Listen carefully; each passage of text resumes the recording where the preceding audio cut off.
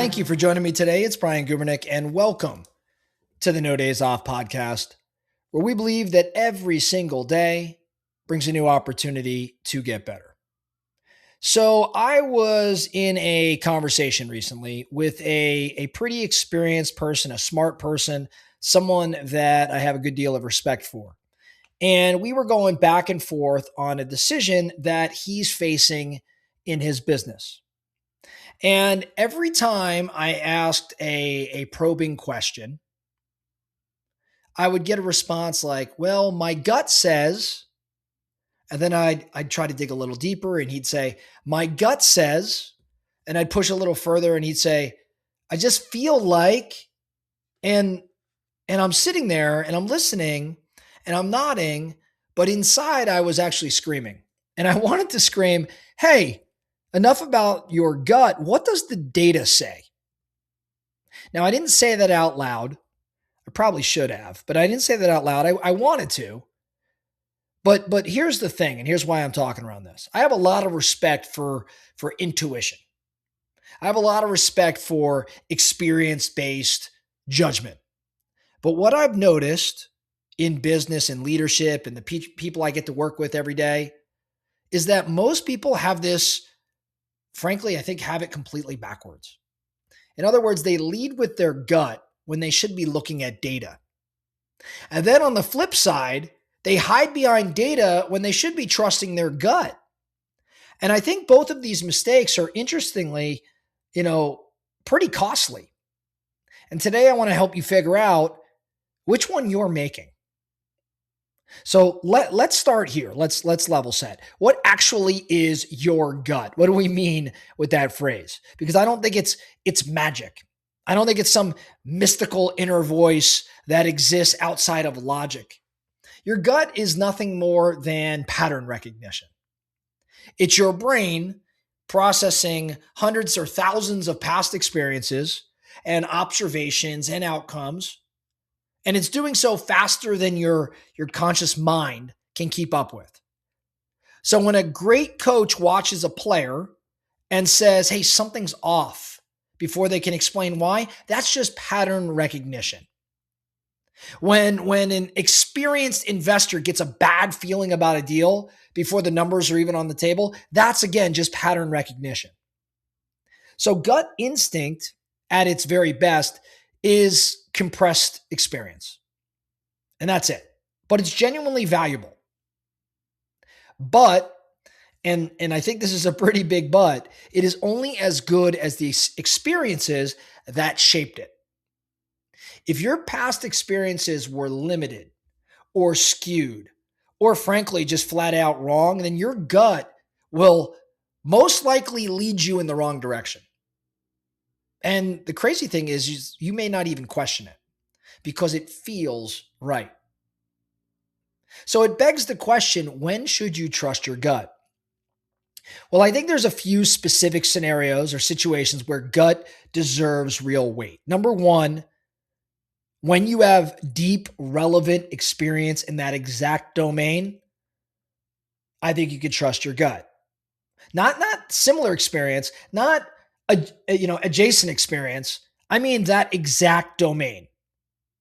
A leader who has hired and developed 50 salespeople over 15 years, well, their gut read on a candidate in an interview probably carries some real weight because it's built on a foundation of actual data.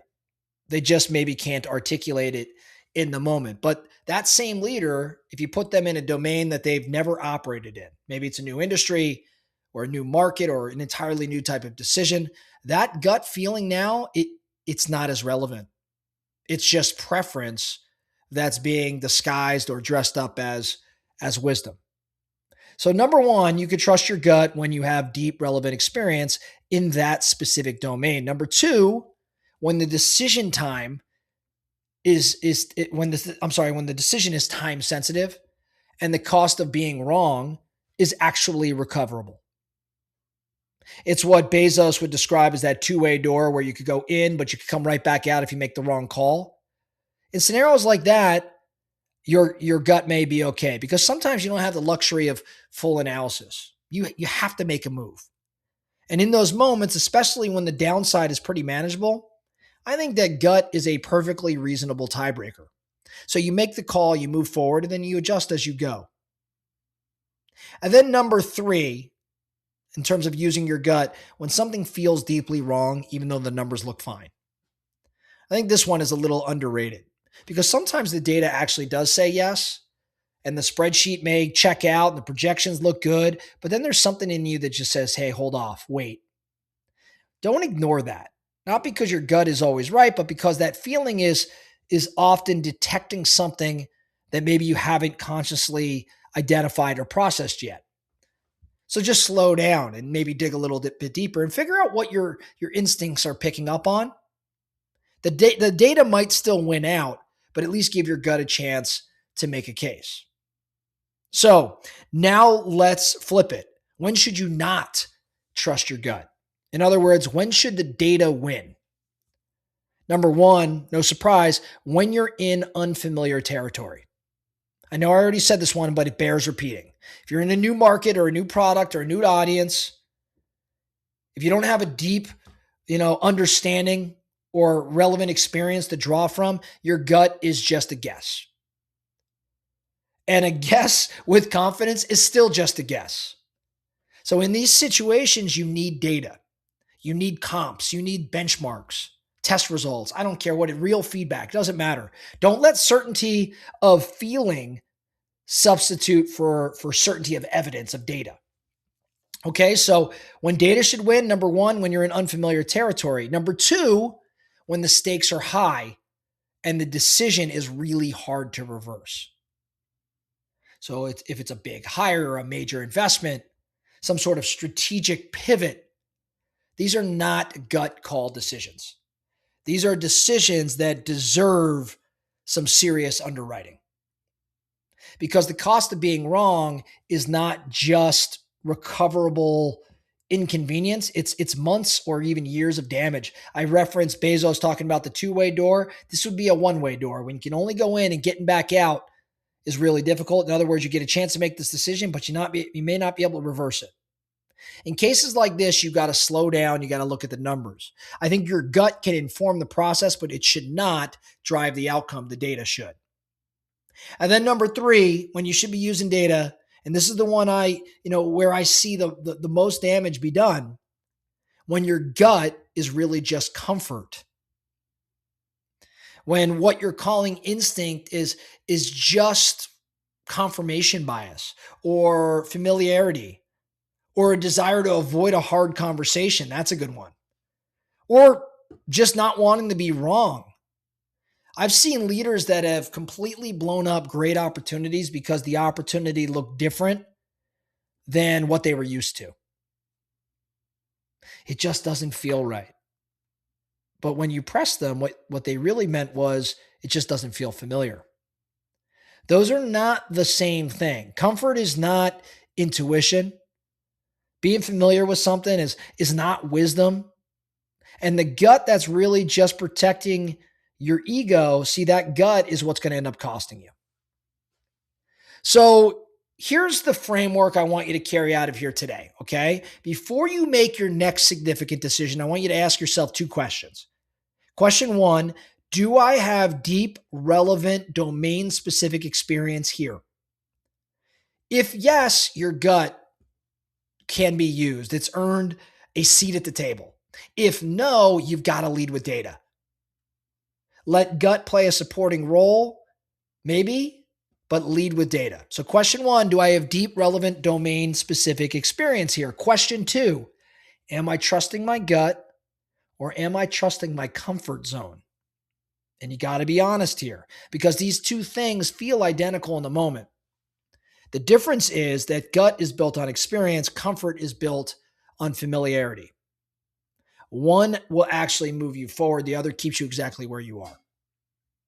So when I think around the best decision makers I know, and I've been around some really great decision makers, they don't choose really between gut and data, they use them both. Data narrows the field, gut makes the final call. Or gut flags something worth investigating, and then data either confirms it or challenges it. It's really just a conversation between the two, not so much a competition. I'm going to go with my gut or I'm going to go with the data. I think the leaders who get themselves in trouble are the ones who only speak one language. The pure data person can't make moves without the perfect spreadsheet. That person is going to be paralyzed and be slow and miss some windows. And the pure gut person, the one that I was talking to, that I mentioned at the start of this episode, that pure gut person is confident and decisive, yes, but occasionally he's dangerously wrong. So think about a significant decision you're currently making or one that's coming up in the next 30 or 60 days and run it through the filters I just described. And figure out, am I leaning data? Am I leaning gut? And how can I let these two work together as opposed to in competition? And just check yourself, okay? Because your gut hasn't earned the vote all the time, and data shouldn't be overly leaned on all the time. Give them both the weight they deserve, the data and gut together, and I think it's how the best decisions get made. That's all I have for you today, the No Days Off podcast. Thank you so much for listening. And remember, every single day brings a new opportunity to get better. So let's get after it.